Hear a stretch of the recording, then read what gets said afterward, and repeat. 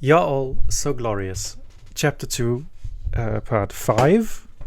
Um, Content warnings. We're going back to that. Content warnings, just child abuse. Mountains of it, discussions of it. Possibly some misgendering. I didn't read far that much ahead. I don't know yet. Yeah, child abuse, non-consensual surgeries also. Yes. Um, Something seems to have changed within Phantom after that. Their antagonistic attitude quells at last. When Lace seeks them out, they don't pull away. Lace likes to sit and watch them fence. They have a beautiful technique, powerful and quick, as fast as lightning and as pretty as a dew. They love to feint and they love to parry. Phantom tells Lace. They belong to a club in the town a few kilometers away, which has taught them everything they know. Anyone can join, Phantom says. It's mostly recreational. I don't think I'd like it very much to compete. I had enough of that a while ago. It's just no fun. Lace, who had never really competed at anything before, furrows her brows. What's it like to compete? She asks, twirling the stem of a grass blade between her fingers. Phantom thrusts with their blade before relaxing their body once more. Lonely, they say. It doesn't have to be, but kids like us, Maria Silkness's kids, we're going to be lonely. The pigeon coos from a nearby branch as if in agreement. Lace eyes it warily. It eyes her right back. She tried to pet it the other day. It had pecked her palm hard. Lace still holds a grudge. Why us? Lace asks. She puts the blade of grass between her thumbs, intending to whistle it. Phantom shrugs. It's just the way it is. They say. We're different. I don't know. Maybe other people can sense it. Otherwise. Anyways, it's not that important, because it's rare we ever leave the manor. I only competed the one time, and it was for ballet. That was enough to dissuade me. Lace says. She blows on the grass, emitting a high whistle noise. Phantom winces before rolling their eyes. You're sort of annoying for your 7-year-old, they say. You're sort of bothersome? I'm not annoying, Lace says. I'm pestiferous. Lace blinks, eyes flicking down to Lace, before they snort. Did teacher call you that? They say. That's just another word for annoying. No, it's not, Lace protests. She said it was a good thing. Did she? Phantom straightens, letting their saber fall to their side. Then she hasn't changed at all. That's nice to know. Don't you also go to school? Lace asks, furrowing her brow. Doesn't teacher teach you too? She said she did. Nah, Phantom says. I don't go to school anymore. Not at all? Not at all. Why? Lace leans forward with wide eyes, jealous. She hates school. She likes playing outside. She wishes to know Phantom's secret. You'll find out when you're older, Phantom says. But as for me, they've given up on me. I'm on borrowed time already. How old are you? 15. Lace wrinkles their nose. That's old. I can't wait that long. She flops backwards, her spine hitting the dirt beneath her. I'm sick of school now. You'll miss it eventually. Phantom splays their fingers out in front of them. Around here, these are the best years of your life. Puberty is when everything goes sour. Lace sits up. What's that? Something you don't want, Phantom says smoothly. It's going to hurt a lot. There's a lot of blood involved. Lace makes an awful face. Ew, she complains.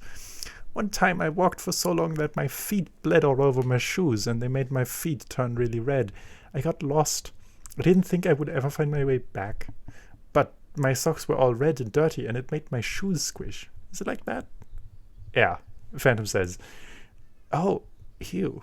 Lace twists the blade of grass between her fingers before dropping that, leaning over and plucking a small violet from the earth. Then I won't ever do that. Phantom thrusts again with their blade, saying nothing. Their back is to Lace, so she can't see their facial expression. Lace tucks the violet in her hair, and then leans forward to get another one. I can teach you how to press those, Phantom says suddenly, if you want. The flowers? Why? So they'll last longer. They'll last forever if you press them. Oh. Lace looks down at the violet in her hand. They'll stay like this forever. Well, they'll be dried, so no, but it'll practically be the same. Maybe, Lace says. Show me. All right, Phantom says, looking amused. You're quite demanding. I'm not, Lace says. You offers, didn't you? They rub the top of her head. Their head. I guess I did. Phantom has a lot of hobbies they'd like to show Lace, it turns out. Flower pressing is one of many. They pick common flowers, clovers and violets and dandelions and thistles, and presses all of them between the pages of stained books they'd stolen from the library. They practice fencing, of course, the saber specifically, as opposed to épée or foil, which Phantom explains are the two other types. And they like to paint and smash holes in walls, and they like to feed the pigeon. But their best skill is their careful isolation. Their ability to avoid the entire population of the household for weeks without anyone noticing.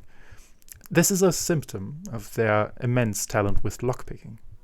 Lace hadn't noticed them, truly, for nearly a year after she'd moved in, after all, and this wasn't by coincidence.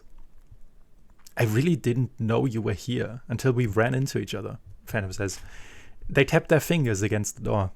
If I ever heard you coming, I doubtlessly thought you were a servant, and they're not the nicest. Lace grunts. She twists the bobby pin into the lock once more. You're pressing the pin in too hard. The lock pins are just going to move into the upwards position. You have to go gently. Lace snarls and shoves the pin in as hard as she can into the keyhole. There's a snagging noise, and then the bobby pin is a fraction shorter than it had been before. Phantom sighs. Let's try the next door, they say. Watch me closely. They're a lot quicker than Lace, more experienced. There's a bunch of pins, basically, in most locks you're going to encounter.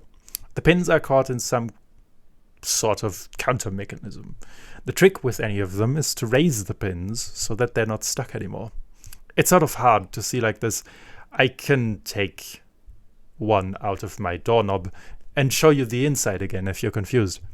I've seen, Lace mutters. She crouches down, folding her knees underneath her. You've shown me 1,000,000 times, and I shall you again if I must, Phantom says. They don't look away from the door handle, clicking through the different lock levers with great concentration. The lock clicks open, the door twisting ajar. So unique, Lace mutters, just like the last few. And yet you've done not a single one, Phantom replies. It's because you're impatient. You don't stop and think about what's going on inside the lock. You're just assuming jamming your way in is going to work. Try again. It's going to take you a second. Be patient. Lace takes the pins from Phantom's open palm, eyeing her sibling with great reluctance. Phantom relocks the door and Lace tries again. I want to go back to flower pressing, she grumbles, hearing the pin tumble down yet again. I don't care for this. When will I ever need it? It's important, Phantom says firmly. You never know when they're going to come in handy. Foreshadowing is a literary device in which their eyes are tight. Try again, slowly. Think about your actions before you perform them. Lace does, furrowing her brows. She's seen the inside of Phantom's doorknob countless times. They'd unscrewed it and opened it for her, showing her all the little gears and levers, the way that a normal key clicked inside, and the way a pin could mimic the same action, like a baby cuckoo in the nest of a warbler. It looks so easy to manage. Such little levers surely could benefit from some force, right? Slow down, Phantom says over her shoulder. You're not able to jiggle the pins when you do that. Lace huffs, but slows down even more. Much to her chagrin, she manages to get 2 more pins, and then the last one. Finally, unlocking the door with sufficient technique. Phantom doesn't say anything, but Lace can feel them radiating smugness behind her. "Shut up," she mutters, standing. She shoves the pins into Phantom's hand. "I could have done it quicker if I'd wanted to." "I was trying to tell you that." "And didn't I listen?" Lace gestures violently to the partially open door. "Look! Success! Can we go back to your room now?" "If you'd like," Phantom says, "or we can try another lock." Lace is already sprinting down the hallway, feet slapping loudly against the cold carpet. She hears Phantom sigh behind her, voice echoing across the hallway, before they follow behind her. "You need to listen to me," Phantom says seriously. "It's best to never enter a situation without a pin. You especially. You've got a lot of hair, hardly ever anyone's going to comb through it looking for a little bobby pin. You can hide them up there." They tap Lace's head slightly.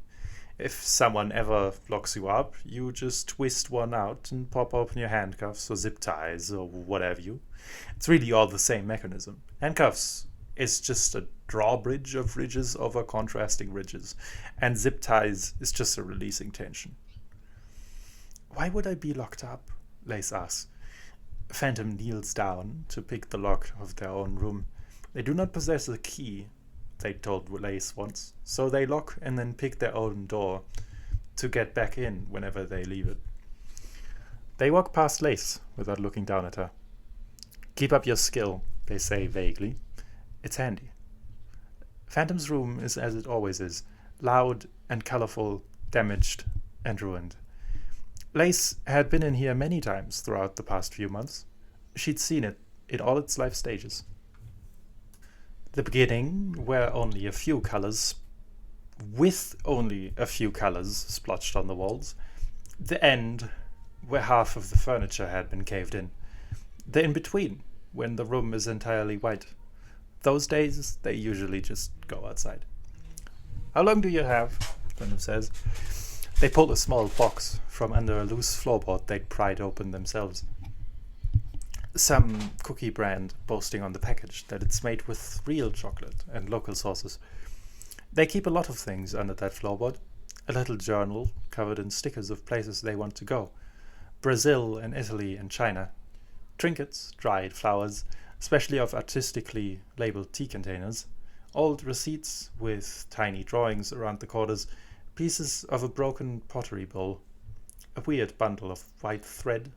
A small stuffed bug. Clearly hand-stitched and dearly loved. Lace stares at these objects until the floorboard covers them from her sight. "A bit," she says. "An hour or so." She takes a few cookies before heading to the window, opening it up. A stilted, cool breeze swirls inside. "Who taught you all this stuff anyway?" "Stuff? You know, lockpicking, sabering, or whatever you call it. Flower pressing, although I guess that's not too hard to figure out." Through the open window, the pigeon flies in. It makes a beeline straight for Phantom, where it settles on their shoulders immediately. It coos, trying to steal a bit of cookie from their fingers. Lots of free time. Phantom shrugs. They stretched their cookie out of the pigeon's grasp. "I just learned the things I wanted.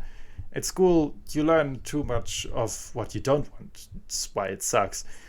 When you do what you do want, you only learn the things that you want." "I used to like math, though," Lace says. "I remember. It's because I was good at it. But Widow always hits me when I get answers wrong. It's no fun anymore." "She does that," Phantom says vaguely. "Sucks the life out of any living thing she can get her claws on." They flex their fingers, grabbing Lace from behind. She screams, cookie crumbs flying everywhere. The pigeon flutters up in the air, feathers scattering. Lace only just manages to escape, giggling as she climbs across the bed. "I want to read magazines," she announces, holding her hands up in surrender before Phantom could get her again. "The cool one, with all the knights." The one she speaks of is a movie magazine, highlighting recent releases and behind-the-scenes moments, actors and actresses and directors, and a few brilliant lines from each movie. Phantom had snuck it from the lobby of a convenience store a few months ago. It's a little outdated, but it's not the worst source of entertainment. The spread Lace loves, though, is for some princess movie. Damsel in distress, white knight that comes on his horse to carry her out into the sunset stereotype. Lace adores it. She likes the detailing on the knight's suit of armor. She likes the long feather that extends from his metal helmet. She likes how he carries the princess in his arms, dragging her to safety. "That's going to be me," she whispers to Phantom, kicking her feet back and forth. The pigeon has perched itself on Phantom's head, grooming the hair. "I'm going to become him one day." Phantom snorts, but doesn't say anything to persuade her. "You'll have to learn how to use a sword," they say. "I can use a saber. You can teach me." "You'll have to get a suit of armor." "Don't need that." "And ride a horse." Here, Lace pauses. "You might just have to war," she mutters. Phantom laughs, long and loud, until Lace hits their stomach, pouting. "Could you even mount a horse?" they ask. "You're so little." "I so could," Lace protests. "I just don't want to, that's all."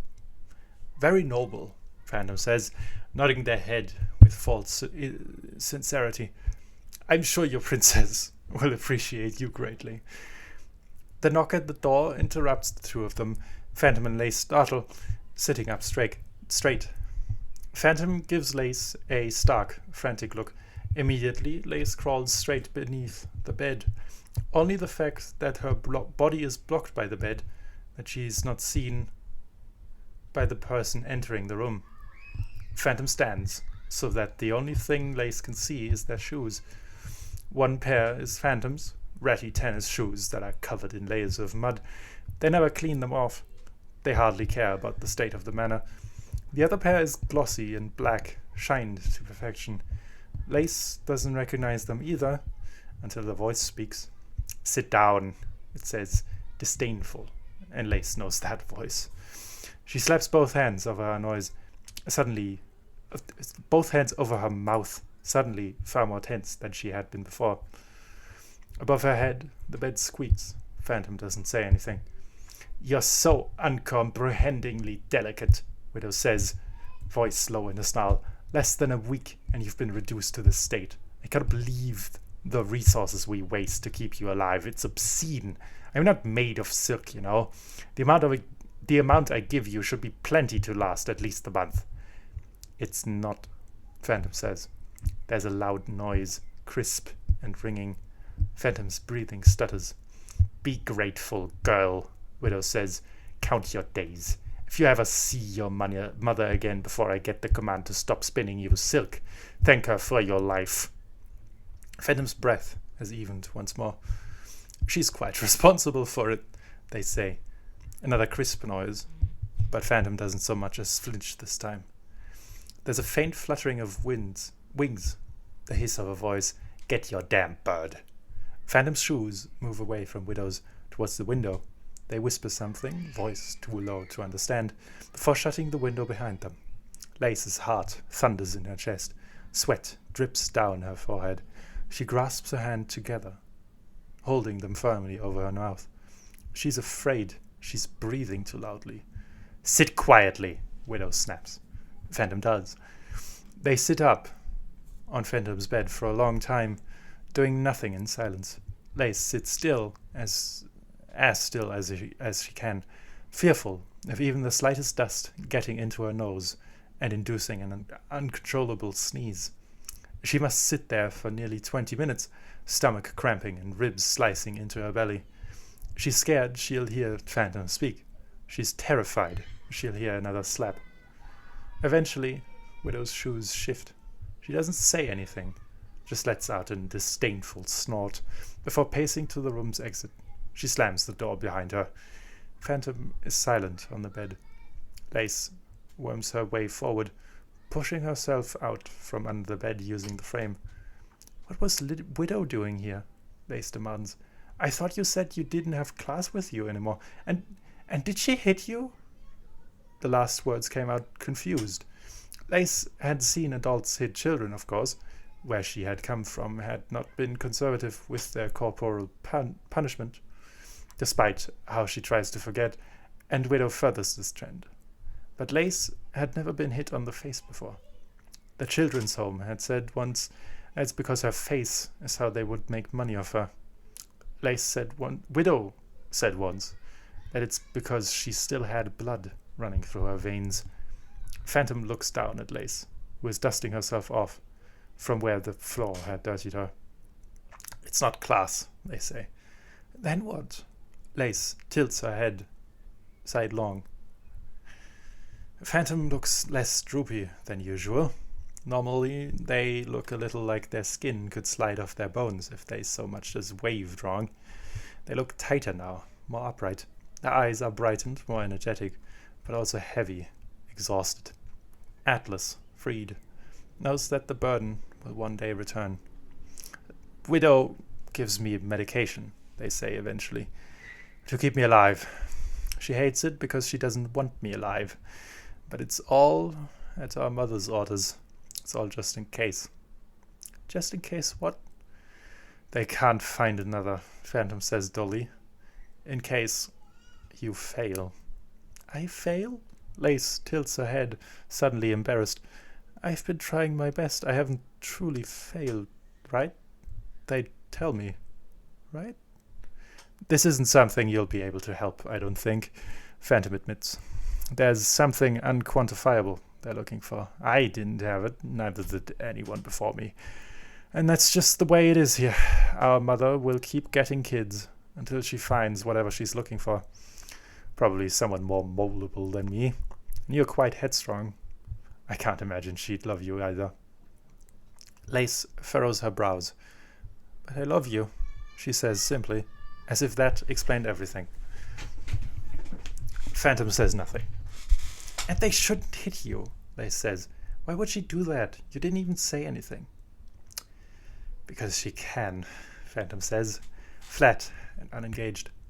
I don't want to talk about it anymore. But Lace, I don't understand how you can be fine with it. I'll tell you how I'm fine with it, Phantom says, jerking their head up. What are you going to do about it? What am I? Lace stares. If you go talk to Widow, she'll laugh in your face, Phantom says. Doesn't she hit your knuckles, your hands? How is this different? It just is, Lace says, unable to put words into this new audacity. It's different. If you tell Widow, she'll know that you have a break period.